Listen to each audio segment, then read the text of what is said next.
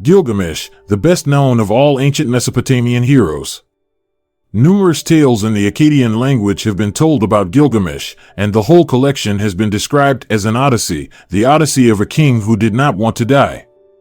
The fullest extant text of the Gilgamesh epic is on 12 incomplete Akkadian language tablets found at Nineveh in the library of the Assyrian king Ashurbanipal.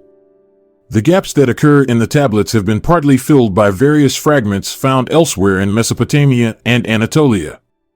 In addition, 5 short poems in the Sumerian language are known from tablets that were written during the first half of the 2nd millennium BCE. The poems have been titled Gilgamesh and Huoa, Gilgamesh and the Bull of Heaven, Gilgamesh and Aga of Kish, Gilgamesh, Enkidu, and the Netherworld, and the Death of Gilgamesh.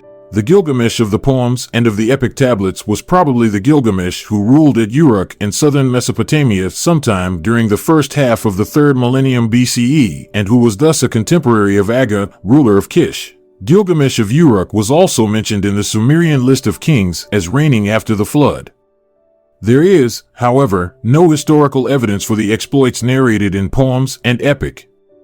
The Ninevite version of the epic begins with a prologue in praise of Gilgamesh, part divine and part human, the great builder and warrior, knower of all things on land and sea. In order to curb Gilgamesh's seemingly harsh rule, the god Anu caused the creation of Enkidu, a wild man who at first lived among animals. Soon, however, Enkidu was initiated into the ways of city life and traveled to Uruk, where Gilgamesh awaited him. Tablet 2 describes a trial of strength between the two men in which Gilgamesh was the victor. Thereafter, Enkidu was the friend and companion, and Sumerian texts, the servant of Gilgamesh. In Tablets 3v, the two men set out together against Huoa, the divinely appointed guardian of a remote cedar forest, but the rest of the engagement is not recorded in the surviving fragments.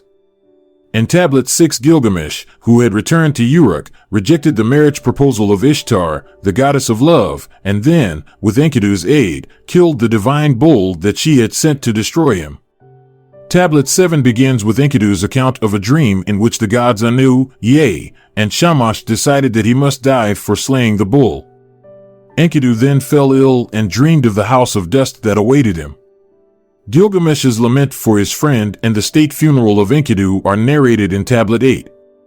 Afterward, Gilgamesh made a dangerous journey in search of Utnapishtim, the survivor of the Babylonian flood, in order to learn from him how to escape death. He finally reached Utnapishtim, who told him the story of the flood and showed him where to find a plant that would renew youth. But after Gilgamesh obtained the plant, it was seized by a serpent, and Gilgamesh unhappily returned to Uruk. An appendage to the epic, Tablet 12, related the loss of objects called Puku and Miku given to Gilgamesh by Ishtar. The epic ends with the return of the spirit of Enkidu, who promised to recover the objects and then gave a grim report on the underworld.